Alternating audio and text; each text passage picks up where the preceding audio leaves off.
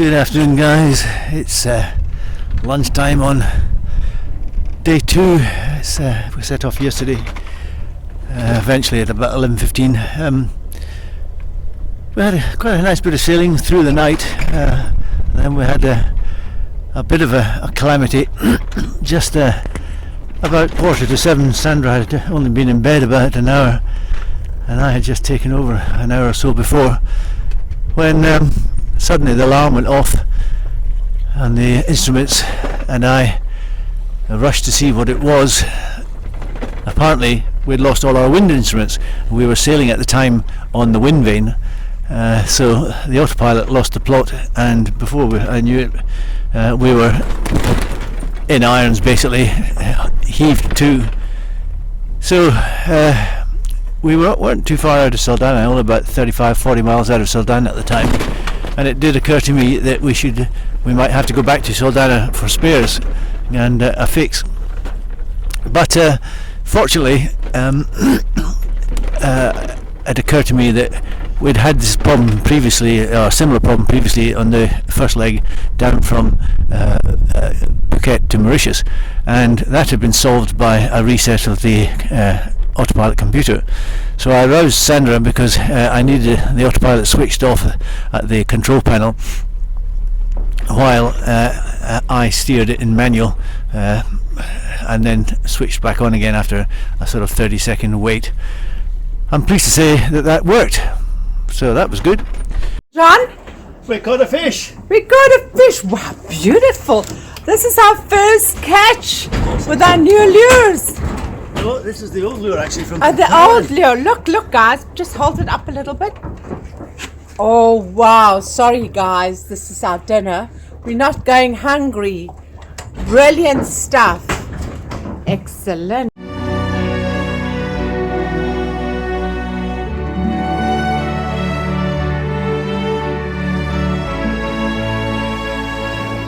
Then I was working.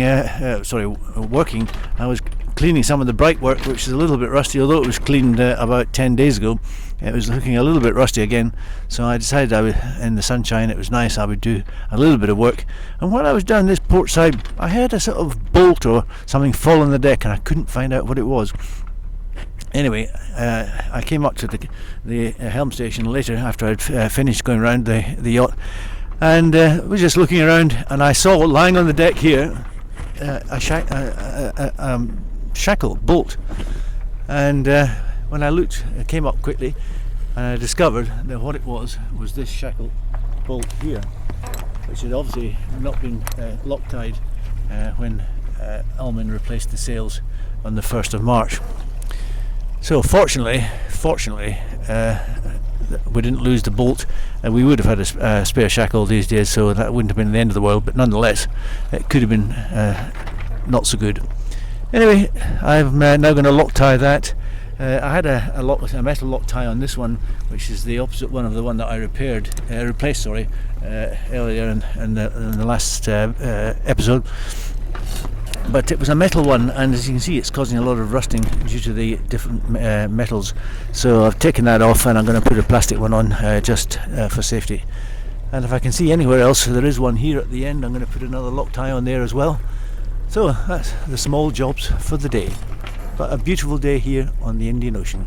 Sorry, the Atlantic Ocean.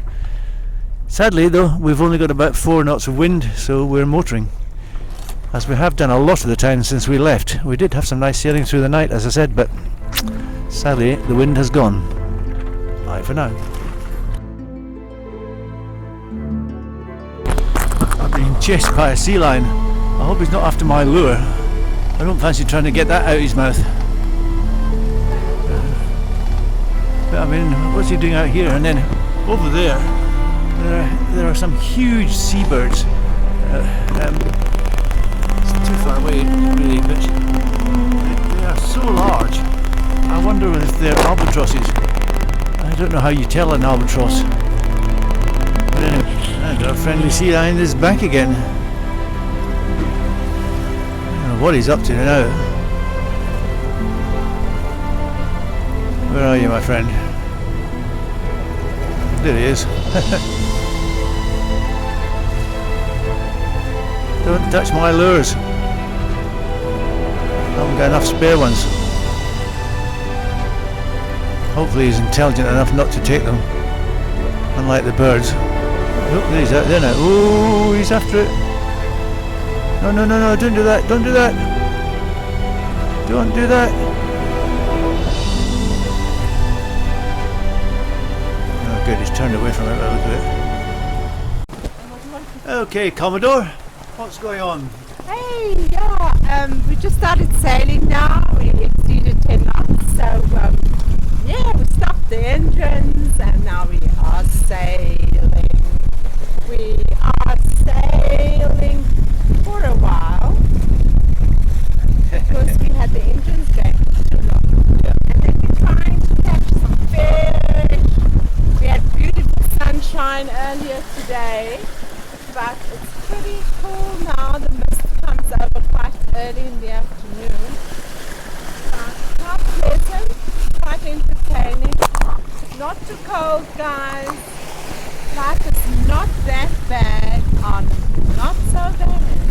Let's have a look at our new sails in action. Yes, our new sails are looking sparkling, spanking. There we go. For the moment, we'll keep our fingers crossed. Let's We have get a such bit a more. long way to go. So we've got everything up just now. And we're going along quite nicely. It's not the beautiful day it was this morning or earlier on, but it's a nice sailing day. The sea is calm Sea is calm. and we've got good wind speed and good boat speed, I think, by the feel of it. What have we got, Commodore? 13.3 knots, we're going 7 knots. 7, 8 knots. Not too bad for a start in the late afternoon. It is now 16:28 in the afternoon. And we're more or less beating into it. We're about 50 off it. But that's quite nice. It's taking us pretty much on track. This dotted line here is the direct line to St. Helena. And we've got 1,576 miles to go.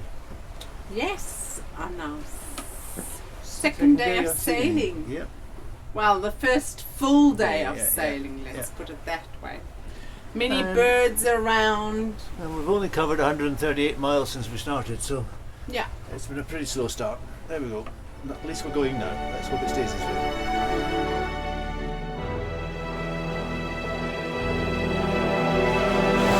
Well, guys, we were successful. We managed to keep him on deck, but the knife is damaged. We had to stab him so many times that the knife broke, sadly. We're really sorry, Mr. Fishy. But don't throw the knife away. We'll keep you updated, guys. Sorry? We're filleting our first fish. It's a tuna of some sort, I'm not sure which sort. There's a tuna. Yes, so John is doing a fine job there. Trying to. He's trying his best. And yes, fresh tuna for dinner tonight, right, John? Yeah, I think so. Absolutely amazing. Look at that big butter. Commodore Sandra is doing the final bits, moving the skin and a few bones and things like that. And we're going to have some nice raw tuna in soy sauce. Right, Commodore? Yeah, enjoy. I'll do the work you enjoy.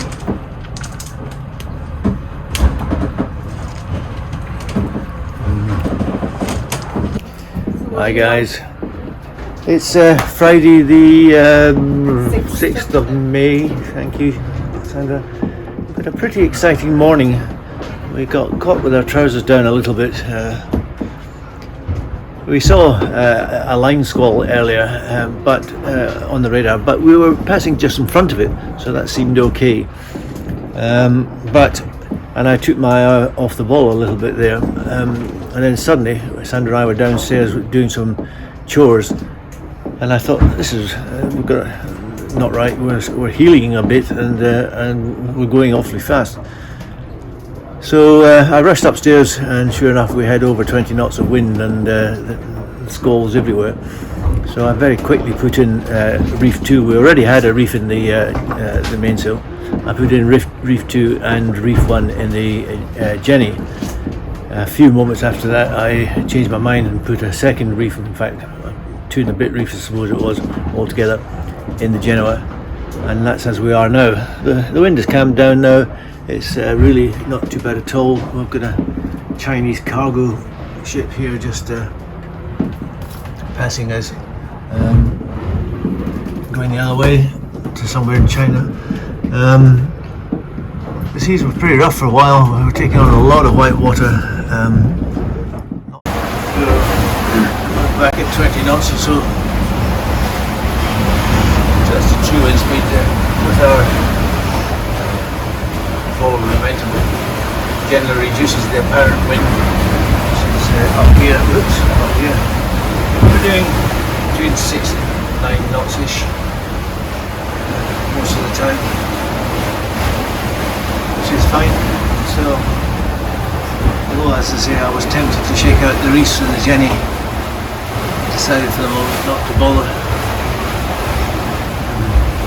The wind seemed to be decreasing at the time, but it's a little variable. As you can see on the radar, there's squalls all around it, or showers all around us to the windward side particularly, and some of them don't really affect us at all, some of them do. Very difficult to tell which ones are which, and as a result I think caution is the best answer really. After catching our tuna yesterday, we are having tuna tonight, expertly prepared for us by the Commodore. We are having raw tuna, just marinated in soy sauce, and we're having seared tuna, along with we've got the ginger, the wasabi, and some guac, soy sauce, yes, guac that Sandra made, and some salad. Very nice indeed. Thank you, honey. And hi guys, we're just coming to the end of our third day at sea, our second full day.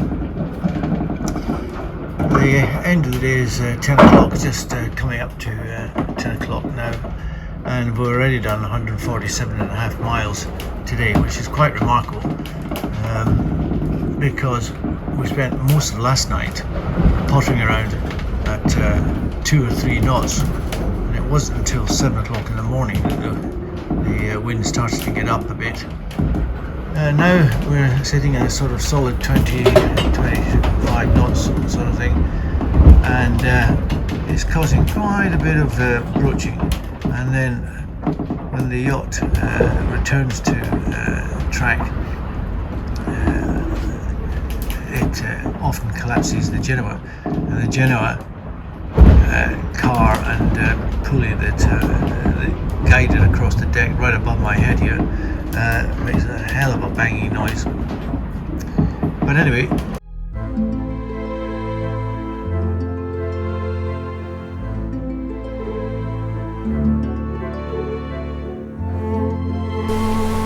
good morning guys. It's Saturday the 7th. We've awoken to a pretty blustery day. I can't say the weather has changed, it hasn't. It's been 20 to 25 knots all night, and it continues to be so. I've just changed the mode of flying, of sailing a little bit. I've goosewinged the Jenny out on the port side the way we were before, because we're slightly taking these seas on the quarter. It does broach a bit, and the Jenny was collapsing a lot, so in an attempt to try and stop that, I've put it out on the other side. We'll have to wait and see how successful that is. Saturday the 7th. Still pretty chilly, I have to say. I'm well wrapped up.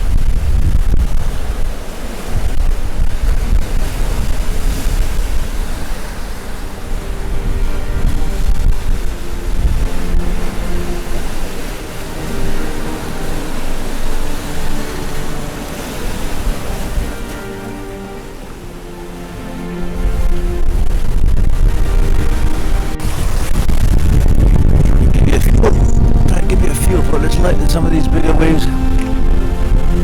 Big one came past there, but it almost was the case. I didn't have the camera running. But it was one of these ones that looked like I was going to get my feet wet.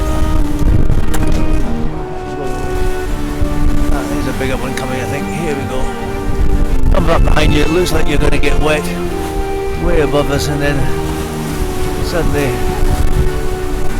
the back end lifts up and we're floating on top.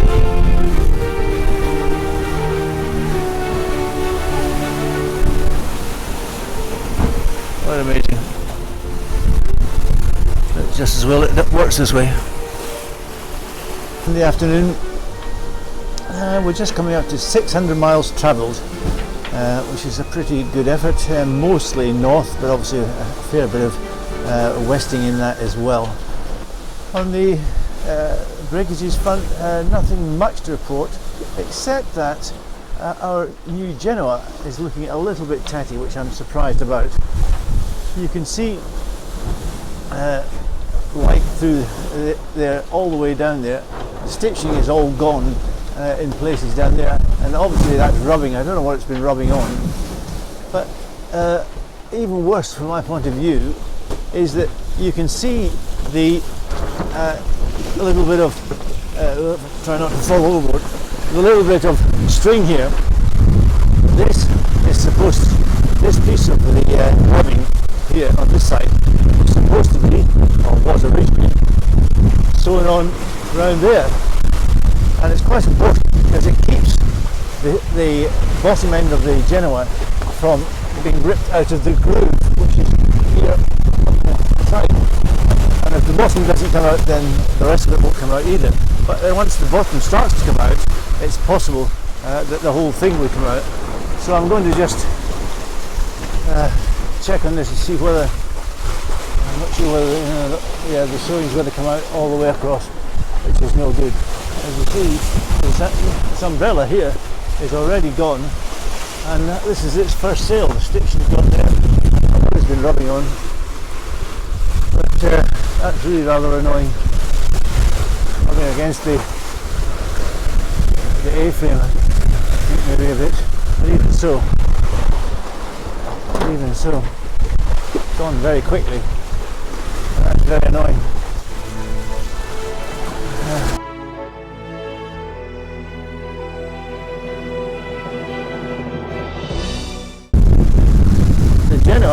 The generator rather in here has performed beautifully, except that yesterday when we were using it, its instruments, its temperature, its oil pressure and charge and all the rest of it.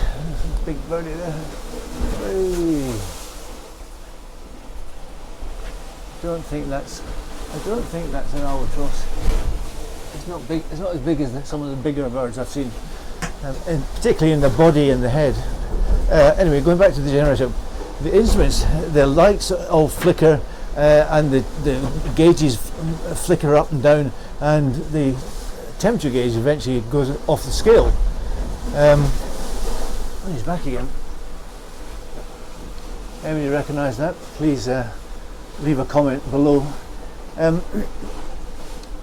I don't believe it's off the scale. I think it's because everything is flickering, the lights flickering, the gauges, all the gauges are flickering. I think it's a connection problem.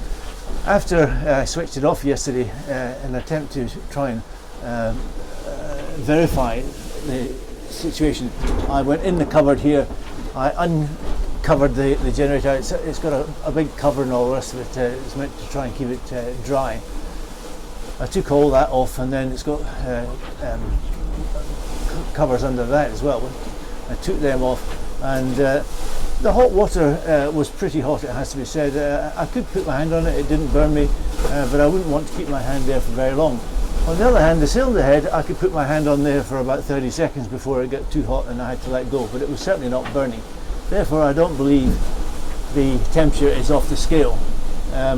It's just a gauge thing, but it is a bit alarming. We pilots are taught to believe our instruments, but we're also taught to cross-check. and my formal cross-checking was getting my hands on it, and I don't think it's a problem, but it is alarming watching it go off the scale. Wow, what a beautiful sky. It was a lovely sunset. I didn't take any pictures, but it was a lovely, lovely sunset again. After complaining about the state of the Genoa, I decided to fit, you can see there just underneath it, a bit of noodle. We bought, you know, those pool noodles that people use to swim in the swimming pool or in the sea when they're not very confident perhaps, or when they just want a bit of comfort. We bought them to protect the dinghy at the rear from chafe from the guardrail that goes it rubs up down against. But after we've fitted the dam, that was not quite so necessary. So I'm repurposing that to here to see how that works. If that works okay, what I'm going to do is do the other side, and there's a couple of bolts at the back of the A-frame which are causing a lot of damage already on the Genoa. So that's the plan. We'll see how it goes, and then we'll sort it out tomorrow.